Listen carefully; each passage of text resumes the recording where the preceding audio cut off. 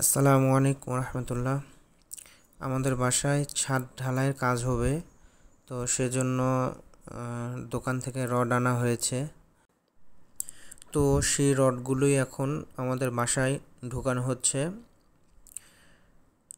আমাদের যারা রড মিস্ত্রি আছে এবং রডের যে ভ্যানওয়ালা মামা আছেন, ওনারা রডগুলো ভিতরে ঢুকাইতে সাহায্য করতেছেন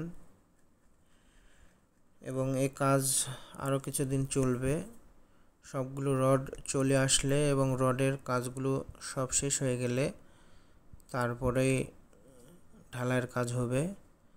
এবং ঢালাইয়ের কাজ শুরুর আগে অবশ্যই আপনারা দেখতে পাচ্ছেন ইট এনে রাখা হয়েছে এবং আরও ইট আসবে, সাথে ডোমার বালু এবং সাধারণ বালু যেটা বলে সেগুলো আসবে।